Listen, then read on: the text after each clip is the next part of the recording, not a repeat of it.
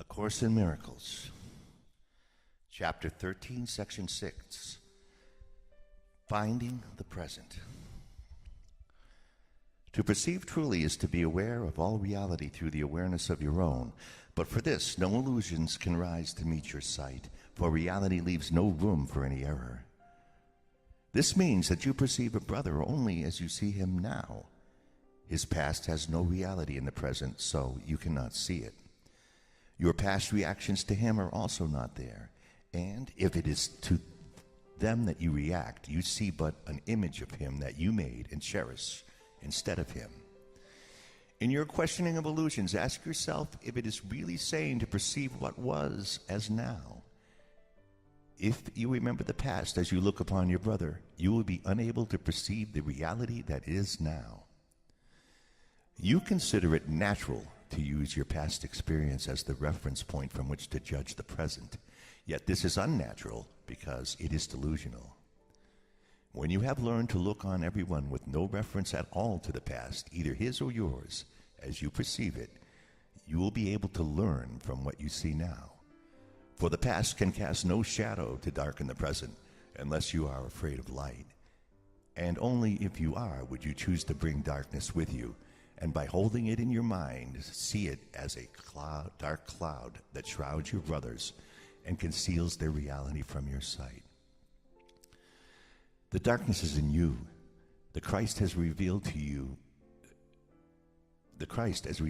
now has no past, for he is changeless, and in his changelessness lies your release. For if he is as he was created, there is no guilt in him. No cloud of guilt has risen to obscure him, and he stands revealed in everyone you meet because you see him through himself. To be born again is to let the past go and look without condemnation upon the present. The cloud that obscures God's Son to you is the past, and if you would have it past and gone, you must not see it now. If you see it now in your illusions, it has not gone from you, although it is not there. Time can release as well as imprison depending on whose interpretation of it you use. Past, present, and future are not continuous unless you force continuity on them. You can perceive them as continuous and make them so for you, but do not be deceived and then believe that this is how it is. For to believe reality is what you would have it be according to your use for it is delusional.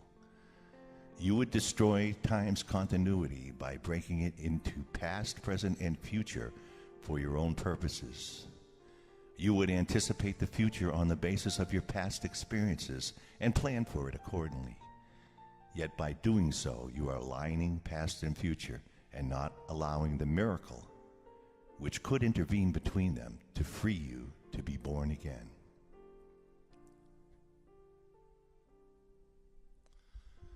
The miracle enables you to see your brother without his past, and so perceive him as born again. His errors are all past, and by perceiving him without them, you are releasing him. And since his past is yours, you share in this release. Let no dark cloud out of your past obscure him from you, for the truth lies only in the present, and you will find it if you seek it there. You have looked for it where it is not, and therefore have not found it.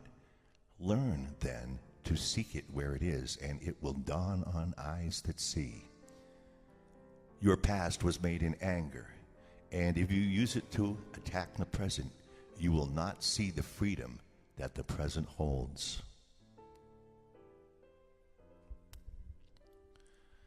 Judgment and condemnation are behind you, and unless you bring them with you, you will see that you are free of them. Look lovingly upon the present, for it holds the only things that are forever true. All healing lies within it because its continuity is real. It extends to all aspects of the sonship at the same time and thus enables them to reach each other. The present is before time was and will be when time is no more. In it are all things that are eternal, and they are one. Their continuity is timeless, and their communication is unbroken, for they are not separated by the past. Only the past can separate, and it is nowhere.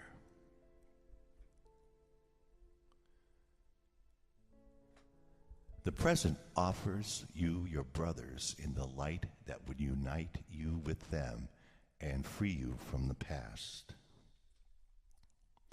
Would you then hold the past against them? For if you do, you are choosing to remain in the darkness that is not there and refusing to accept the light that is offered you. For the light of perfect vision is freely given as it is freely received and can be accepted only without limit. In this one still dimension of time that does not change, and where there is no sight of what you were, you look at Christ and call his witnesses to shine on you because you called them forth.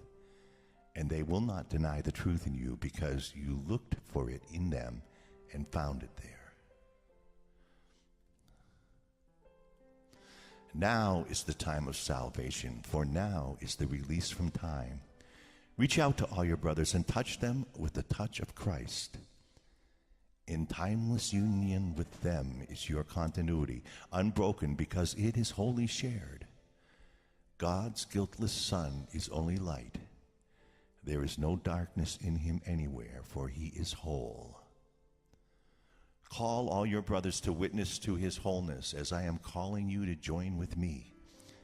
Each voice has a part in the song of redemption, the hymn of gladness and thanksgiving for the light to the Creator of light. The holy light that shines forth from God's Son is the witness that his light is of his Father. Shine on your brothers in remembrance of your Creator, for you will remember him as you call forth the witnesses to his creation. Those whom you heal bear witness to your healing, for in their wholeness you will see your own. And as your hymns of praise and gladness rise to your Creator, he will return your thanks with his clear answer to your call. For it can never be that his Son called upon him and remained unanswered. His call to you is but your call to him, and in him you are answered by his peace. Child of light, you know not that the light is in you, yet you will find it through its witnesses, for having given light to them, they will return it. Each one you see in light brings your light closer to your awareness. Love always leads to love.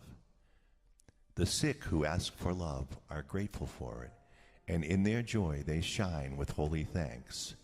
And this they offer you who gave them joy. They are your guides to joy, for having received it of you, they would keep it. You have established them as guides to peace, for you have made it manifest in them, and seeing it, its beauty calls you home. There is a light that this world cannot give, yet you can give it as it was given you. And as you give it, it shines forth to call you from the world and follow it.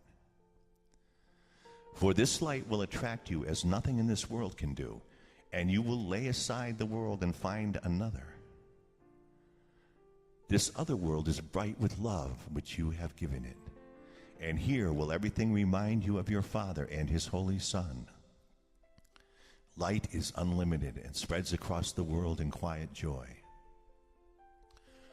All those you brought with you will shine on you, and you will shine on them in gratitude because they brought you here.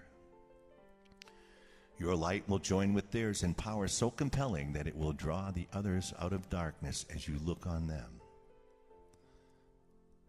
Awaking unto Christ is following the laws of love of your free will and out of quiet recognition of the truth in them. The attraction of light must draw you willingly, and willingness is signified by giving.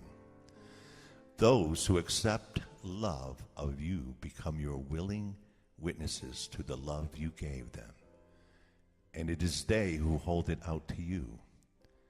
In sleep you are alone, and your awareness is narrowed to yourself, and that is why the nightmares come. You dream of isolation because your eyes are closed. You do not see your brothers, and in the darkness you cannot look upon the light you gave to them. And yet the laws of love are not suspended because you sleep. And you have followed them through all your nightmares and have been faithful in your giving, for you were not alone. Even in sleep has Christ protected you, ensuring the real world for you when you awake. In your name he has given for you and given you the gifts he gave. God's Son is still as loving as his Father. Continuous with his Father, he has no past apart from him. So he has never ceased to be his Father's witness and his own. Although he slept, Christ's vision did not leave him. And so it is that he can call unto himself the witnesses that teach him that he never slept.